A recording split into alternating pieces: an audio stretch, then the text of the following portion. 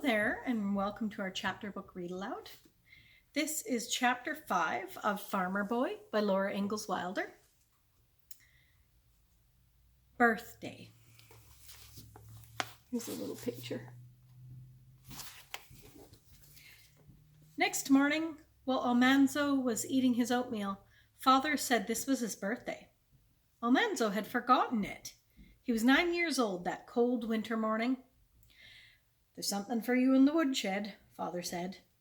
Almanzo wanted to see it right away, but Mother said if he did not eat his breakfast, he was sick and must take medicine. Then he ate as fast as he could, and she said, "Don't take such big mouthfuls." Mothers always fuss about the way you eat. You can hardly eat any way that pleases them. But at last breakfast was over, and Almanzo got to the woodshed. There was a little calf yoke. Father had made it of red cedar, so it was strong and yet light. It was Almanzo's very own, and Father said, "Yes, son, you're old enough now to break the calves." Almanzo did not go to school that day. He did not have to go to school when there were more important things to do. He carried the little yoke to the barn, and Father went with him. Almanzo thought that if he handled the calves perfectly, Father might let him help with the colts next year. Star and Bright were in their warm stall in the south barn.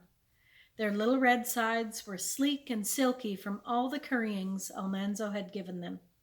They crowded against him when he went into the stall and licked at him with their wet, rough tongues. They thought he had brought them carrots. They did not know he was going to teach them how to behave like big oxen.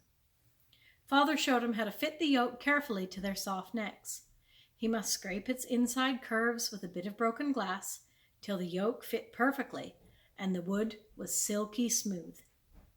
Then Almanzo let down the bars of the stall, and the wondering calves followed him into the dazzling, cold, snowy barnyard. Father held up one end of the yoke while Almanzo laid the other end on Bright's neck. Then Almanzo lifted up the bow under Bright's throat and pushed its ends through the holes made for them in the yoke. He slipped a wooden bow pin through one end of the bow above the yoke, and it held the bow in place. Bright kept twisting his head and trying to see the strange thing on his neck, but Almanzo had made him so gentle that he stood quietly, and Almanzo gave him a piece of carrot. Star heard him crunching it and came to get his share. Father pushed him around beside Bright until the other end of the yoke, under the other end of the yoke, and Almanzo pushed the other bow up under his throat and fastened it with its bow pin. There already he had his little yoke of oxen. Then Father tied a rope around Star's nubs of horns, and Almanzo took the rope. He stood in front of the calves and shouted, "Giddy up!" Star's neck stretched out longer and longer. Here's another picture.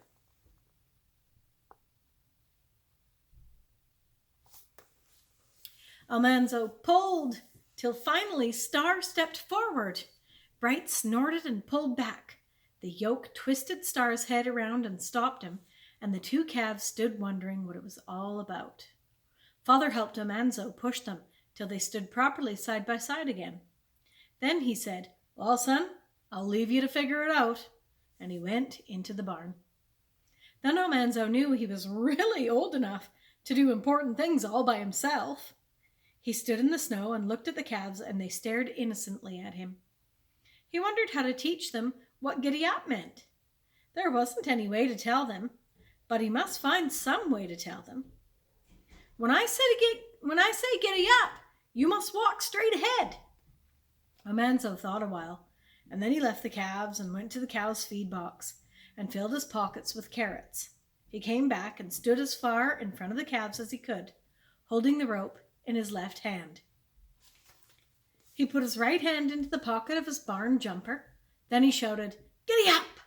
and he showed Star and Bright a carrot in his hand. They came eagerly.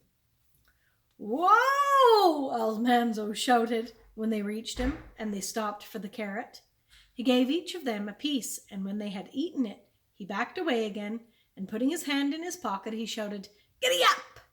It was astonishing how quickly they learned that giddy up meant to start forward, and whoa meant to stop. They were behaving as well as grown-up oxen when Father came to the barn door and said, "Well, that's enough, son." Almanzo did not think it was enough, but of course he could not contradict Father.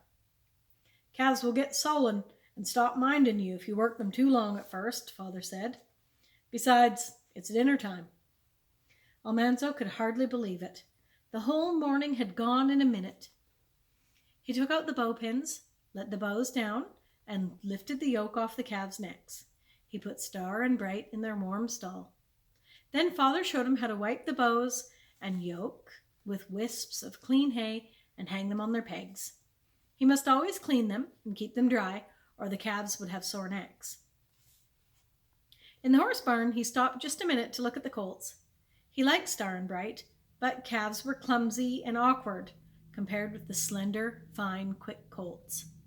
Their nostrils fluttered when they breathed. Their ears moved as swiftly as birds. They tossed their heads with a flutter of manes and daintily pawed with their slender legs and little hoofs. And their eyes were full of spirit. "Oh, I'd like to help break a colt," Almanzo ventured to say. "It's a man's job, son," Father said. "One little mistake'll ruin a fine colt." Almanzo did not say any more. He went soberly into the house. It was strange to be eating all alone with Father and Mother. They ate at the table in the kitchen because there was no company today. The kitchen was bright with the glitter of snow outside. The floor and the tables were scrubbed bone white with lye and sand. The tin saucepans glittered silver, and the copper pots gleamed gold on the walls. The tea kettle hummed, and the geraniums on the windowsill were redder than Mother's red dress.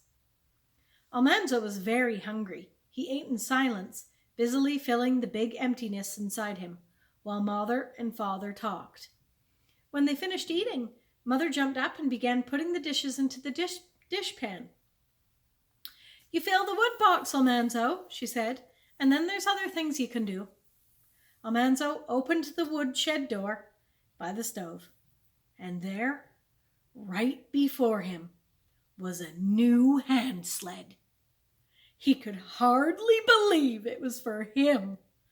The calf yoke was his birthday present. He asked, "Whose sled is that, Father? It isn't for me." Mother laughed, and Father twinkled his eyes and asked, "Do you know any other 9-year-olds that want it?"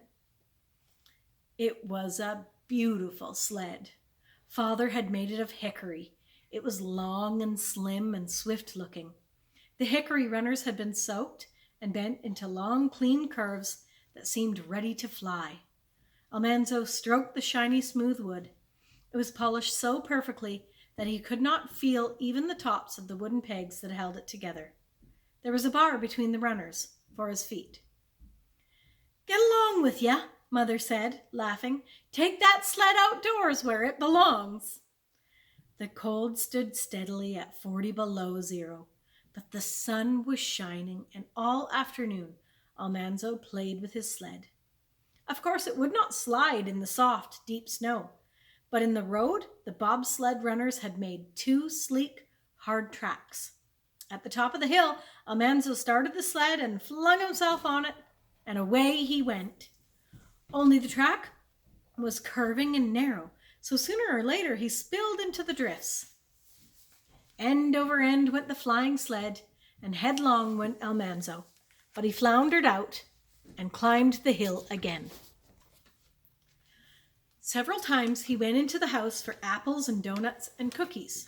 Downstairs was still warm and empty. Upstairs there was the thud-thud of Mother's loom and the clickety-clack of the flying shuttle. Almanzo opened the woodshed door and heard the slithery, soft sound of a shaving knife in the flap of a turned shingle.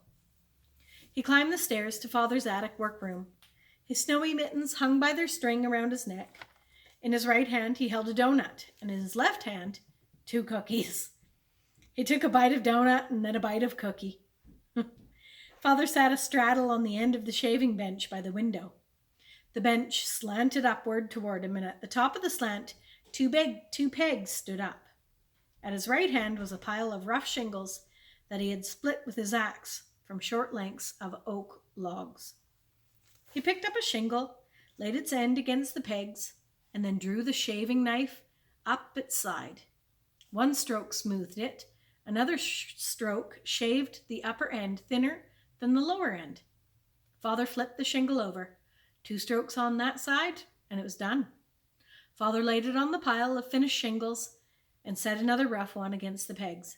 His hands moved smoothly and quickly. They did not stop even when he looked up and twinkled at Almanzo. "Be you having a good time, son?" he asked. "Father, can I do that?" said Almanzo. Father slid back on the bench to make room in front of him. Almanzo straddled it and crammed the rest of the donut into his mouth. He took the handles of the long knife in his hands and shaved carefully up the shingle. It wasn't as easy as it looked, so Father put his big hands over Almanzo's, and together they shaved the shingle smooth. Here's a picture of them shaving the shingle.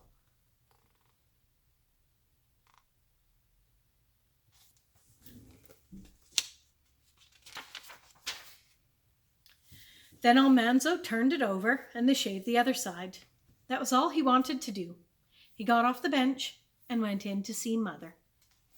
Her hands were flying and her right foot was tapping on the treadle of the loom. Back and forth the shuttle flew from her right hand to her left and back again between the even threads of warp, and swiftly the threads of warp crisscrossed each other, catching fast the thread that the shuttle left behind it. "Thud," said the treadle. "Clackety-clack," said the shuttle. "Thump," said the handbar, and back flew the shuttle. Mother's workroom was large and bright and warm from the heating stove's chimney. Mother's little rocking chair was by one window, and beside it a basket of carpet rags torn for sewing. In a corner stood the idle spinning wheel. All along one wall were shelves full of hanks of red and brown and blue and yellow yarn, which Mother had dyed last summer. But the cloth on the loom was sheep's gray. Mother was weaving undyed wool from a white sheep and wool from a black sheep, twisted together. "What's that for?" said Almanzo. "Well, don't point, Almanzo," Mother said. "That's not good manners." She spoke loudly above the noise of the loom. "Well, who's it for?" asked Almanzo, not pointing this time. "Royal. It's his academy suit," said Mother. Royal was going to the academy in Malone next winter, and Mother was weaving the cloth for his new suit. Here's another picture of Almanzo's mother working the loom.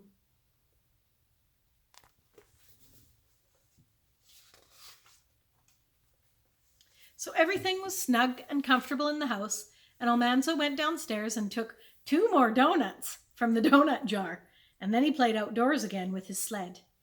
Too soon the shadows slanted down the eastward slopes, and he had to put his sled away and help water the stock, for it was chore time.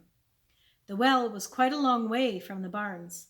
A little house stood over the pump, and the water ran down a trough, through the wall and into the big watering trough outside. The troughs were coated with ice, and the pump handle was so cold that it burned like fire if you touched it with your bare finger. Boys sometimes dared other boys to lick a pump handle in cold weather. Almanzo knew better than to take that dare. Your tongue would freeze to the iron, and you must either starve to death or pull away and leave part of your tongue there.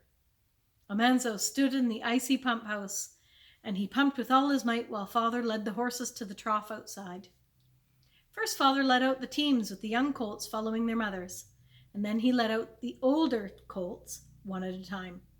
They were not yet well broken, and they pranced and jumped and jerked at the halter rope because of the cold. But Father hung on and did not let them get away. All the time Almanzo was pumping as fast as he could. The water gushed from the pump with a chilly sound, and the horses thrust their shivering noses into it and drank it up quickly. Then Father took the pump handle.